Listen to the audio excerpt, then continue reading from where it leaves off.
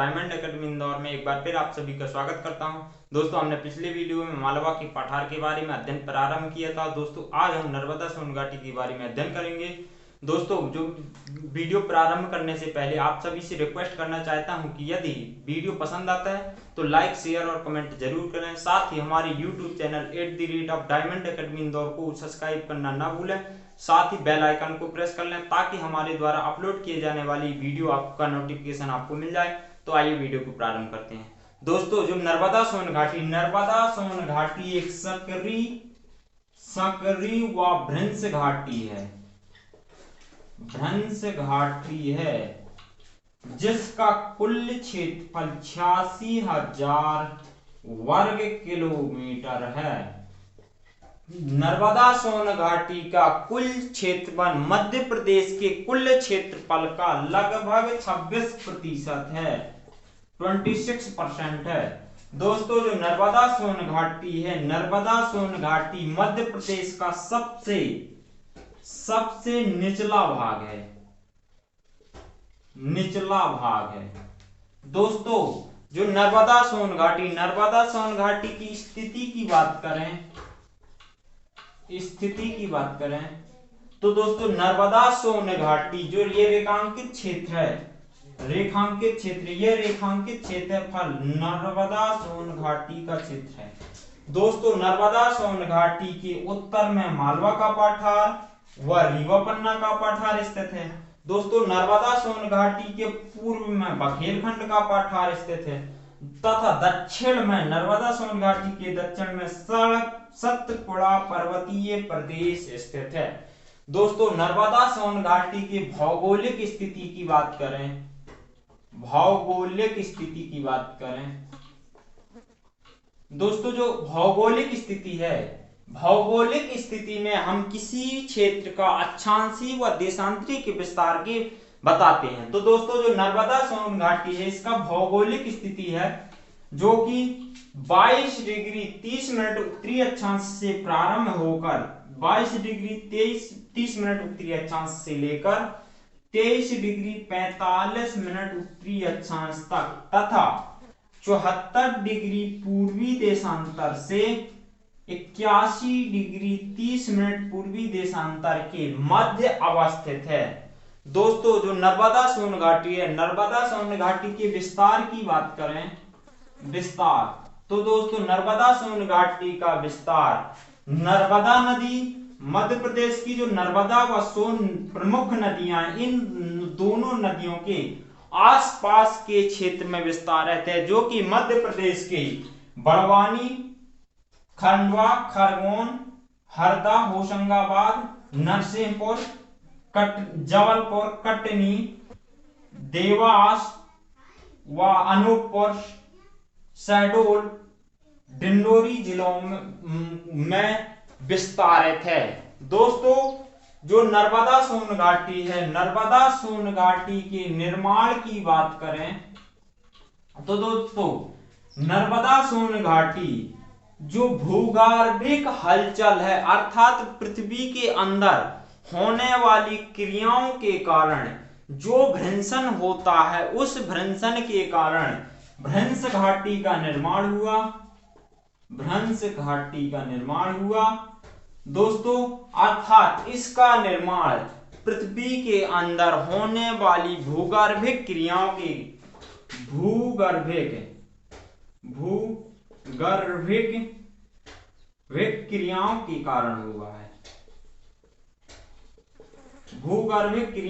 कारण हुआ है।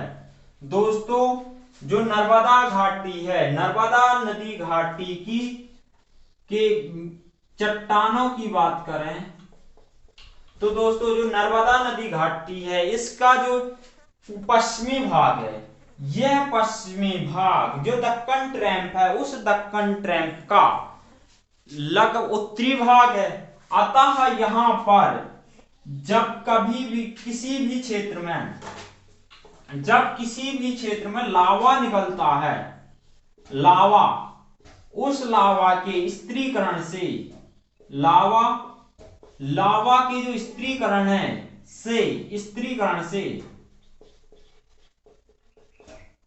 बेसाल्ट चट्टानों का निर्माण होता है।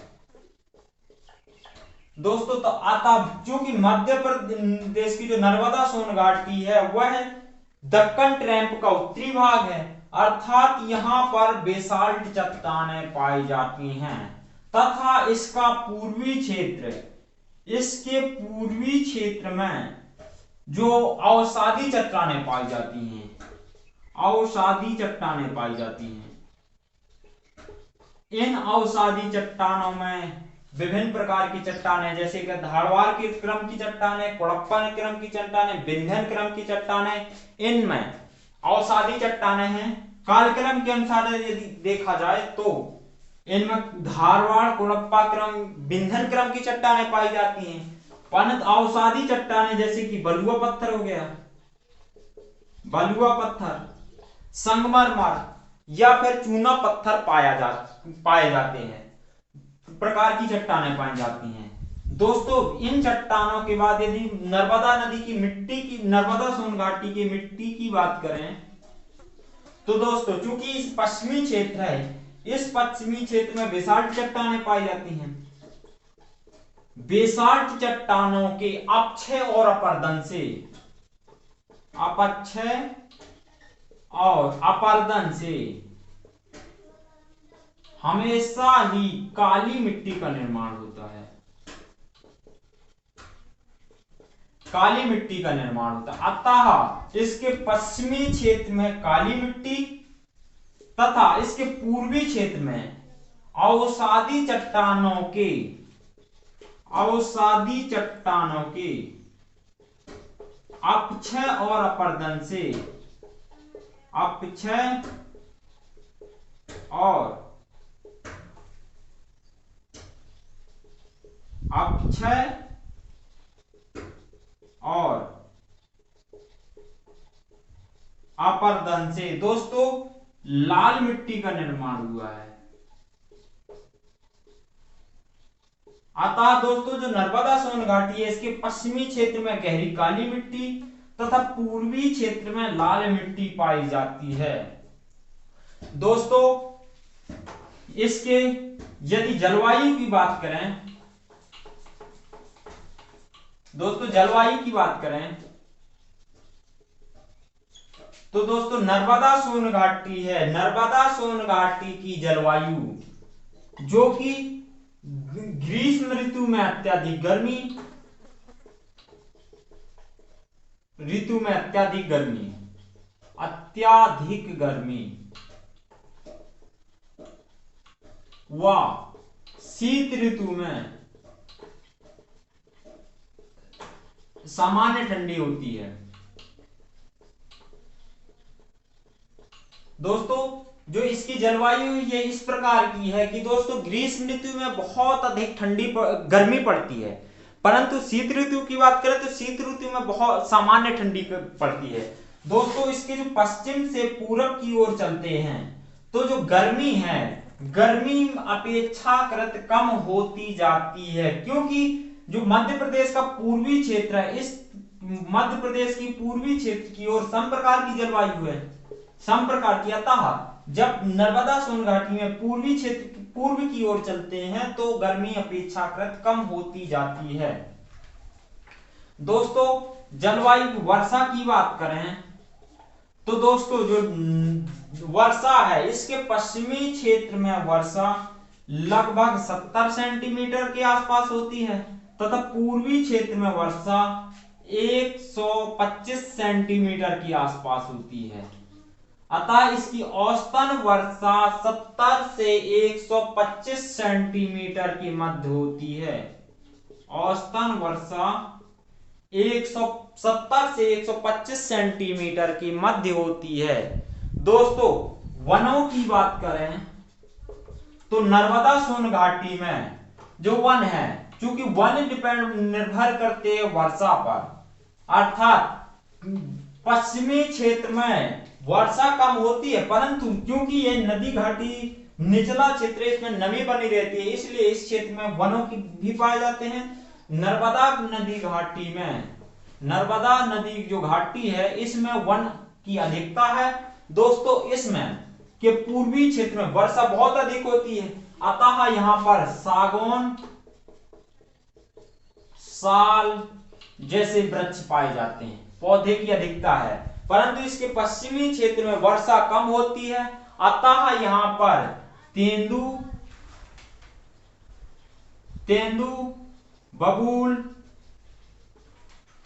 जैसे पौधों की अधिकता, वृक्षों की अधिकता है। दोस्तों जो नर्मदा सोन घाटी है, नर्मदा सोन घाटी की फसलों की बात करें,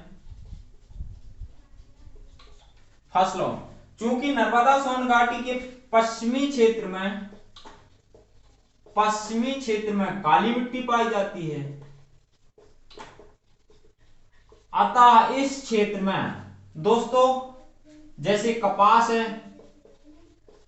सोयाबीन है, मूंगफली है, जैसी फसलें उत्पादित होती हैं। परंतु जो इसका पूर्वी क्षेत्र है, इसके पूर्वी क्षेत्र में लाल मिट्टी पाई जाती है, अतः यहां पर मोटा अनाज जैसे कि ज्वार, क्योंकि पूर्वी क्षेत्र में वर्षा अधिक होती है, अतः यहां पर धान की उत्पादन भी होता है। दोस्तों जो नर्मदा सोन घाटी है वह कृषि की दृष्टि से प्राचीन काल से ही महत्वपूर्ण रही है, क्योंकि दोस्तों जो अब हम पाषाण काल की बात करें तो वहां पर मानव का जो प्रथम साक्ष्य है वह भी नर्मदा घाटी से ही हमें प्राप्त हुआ है। अतः यह शो करता है कि जो मानव हमेशा उस क्षेत्र में रहता जो पहले प्राचीन काल में संसाधन थे नहीं, अतः कृषि उसी क्षेत्र में होती थी जहां पानी की उपलब्धता है। अतः इस नर्मदा नदी घाटी, इस प्राप्त होने वाले मानव के प्रथम साक्ष्य यह सिद्ध होता है कि जो प्राचीन काल से नर्मदा नदी घाटी कृषि के लिए बहुत महत्वपूर्ण थी। अतः यहाँ पर कपास, सोयाबीन, मूंगफली, ज्वार, धान जैसी फसलों का अत्यधिक उत्पादन होता है। साथ ही मध्य प्रदेश का कृषि उत्पादन की दृष्टि से दूसरा सबसे महत्वपूर्ण भू आकारी प्रदेश है। दोस्तों जो इसके खनिज हैं, खनिजों की चर्चा करें, खनिज, तो दोस्तों इसके पश्चिमी क्षेत्र में खनिजों का लगभग अभाव है। दोस्तों इसके पूर्वी क्षेत्र में विभिन्न प्रकार के खनिज जैसे कि जबलपुर में संगमरमर, भेड़ा घाट के आसपास संगमरमर, तथा इसके जो कटनी की बात करें, कटनी जिले की में चूना पत्थर या इस प्रकार के खनिज पाए जाते हैं। साथ ही जैसे बालाघाट के आसपास के क्षेत्र में देखेंगे तो यहाँ पर मैग्नीज। दोस्तों इस प्रकार इस क्षेत्र में संगमरमर, चूना पत्थर, मैग्नीज या काली मिट्टी, चीनी मिट्टी जैसे खनिजों की उपलब्धता है। दोस्तों इन खनिजों की उपलब्धता के आधार पर यदि हम नर्मदा सोन घाटी के उद्योगों की चर्चा करें, तो जो कटनी क्षेत्र है, कटनी क्षेत्र में चूंकि चूना पत्थर की अधिकता है जो कि सीमेंट का एक घटक है, अतः कटनी क्षेत्र में सीमेंट उद्योग, जबलपुर में चीनी मिट्टी की अधिकता आता है, यहां पर चीनी मिट्टी उद्योग, साथ ही दोस्तों दिया सलाई उद्योग,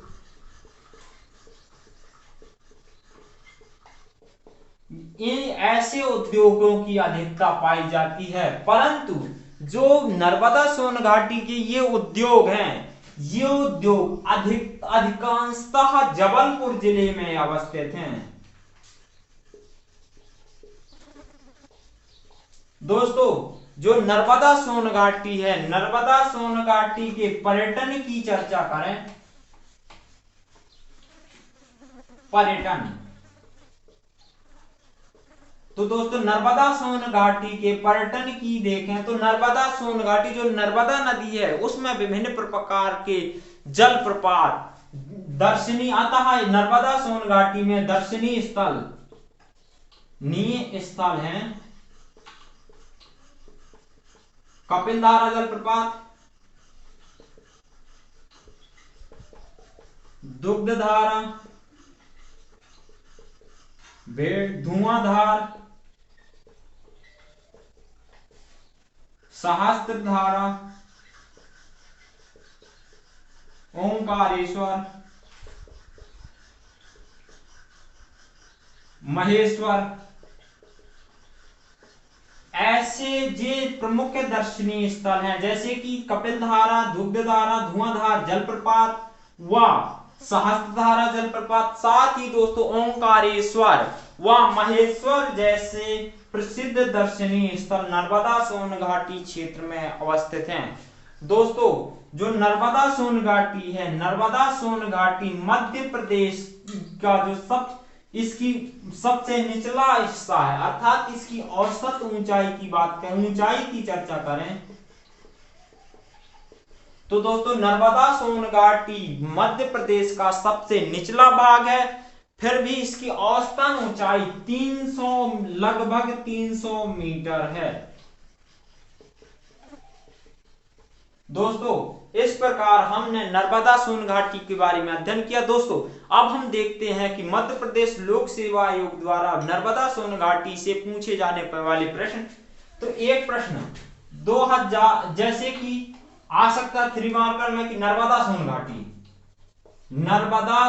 घाटी 3 मार्कर। तो दोस्तों हम इसमें लिख सकते हैं नर्मदा सोन घाटी एक सक्रिय भ्रंश घाटी है जो जिसका कुल क्षेत्रफल 86,000 वर्ग किलोमीटर है। यह क्षेत्रफल मध्य प्रदेश के कुल क्षेत्रफल का 26% है। दूसरा प्रश्न दोस्तों देखते हैं कि नर्मदा सोन घाटी की भौगोलिक स्थिति की चर्चा कीजिए। भौगोलिक स्थिति की चर्चा करें तो दोस्तों हम इसमें लिख सकते हैं दोस्तों नर्मदा सोन घाटी एक सक्रिय भ्रंश घाटी है जिसका कुल क्षेत्रफल 86,000 वर्ग किलोमीटर है, जो कि मध्य प्रदेश के कुल क्षेत्रफल का 26% है। दोस्तों इसकी स्थिति बताएंगे अपन। पहले इसके इंट्रोडक्शन हो गया, इंट्रोडक्शन के बाद 4-5 पॉइंट देंगे जिनमें से एक पॉइंट स्थिति में अपन लिखेंगे दोस्तों नर्मदा सोन घाटी के उत्तर में मालवा व रीवा पन्ना का पठार स्थित है, पूर्व में बघेलखंड का पठार तथा दक्षिण में सतपुड़ा पर्वतीय प्रदेश अवस्थित है। दोस्तों दूसरा पॉइंट बता देंगे इसकी भौगोलिक स्थिति। भौगोलिक स्थिति में इसका उत्तरी अक्षांशीय व देशांतीय विस्तार बताएंगे, जिसमें से इसका अक्षांशीय विस्तार है 22 डिग्री 30 मिनट उत्तरी अक्षांश से लेकर 23 डिग्री 45 मिनट उत्तरी अक्षांश तथा देशांतरी विस्तार है 74 डिग्री पूर्वी देशांतर से लेकर 81 डिग्री पूर्वी देशांतर तक दोस्तों के मध्य अवस्थित है। दोस्तों इसके बाद हम नर्मदा सोन घाटी के विस्तार को बता देंगे। तो दोस्तों जो नर्मदा सोन घाटी है, नर्मदा सोन घाटी की जो विस्तार है, इसका विस्तार मध्य प्रदेश के नर्मदा सोन घाटी जो मध्य प्रदेश के निम्न जिले जैसे कि बड़वानी, खंडवा, खरगोन, हरदा, होशंगाबाद, देवास, कटनी, जबलपुर, नरसिंहपुर, इस प्रकार मंडला, अनूपपुर, डिंडोरी, शहडोल जैसे जिलों में विस्तारित है। साथ ही दोस्तों यह जो नर्मदा सोन घाटी है यह नर्मदा नदी व सोन नदी के घाटी के आसपास ही विस्तारित है। दोस्तों इसके बाद हम इसकी भूस्थलाकृति को बता देंगे। स्थलाकृति जैसे कि दोस्तों इसकी स्थलाकृति पश्चिम में नर्मदा नदी जैसे ही देंगे, इसका नर्मदा नदी घाटी का जो ढलान है वह पूर्व पश्चिम की ओर है, इसका ढलान पश्चिम की ओर है तथा यह अधिकतर नर्मदा व सोन नदी के आसपास ही विस्तारित है। दोस्तों इसके बाद हम इस 2 लाइनों का इंट्रोडक्शन देते हुए इस प्रश्न को पूर्ण कर सकते हैं। दोस्तों इस प्रकार के प्रश्नों का मॉडल उत्तर हमारे Telegram channel @diamond academy Indore में पोस्ट किए जाएंगे, आप वहां से देख सकते हैं। धन्यवाद दोस्तों।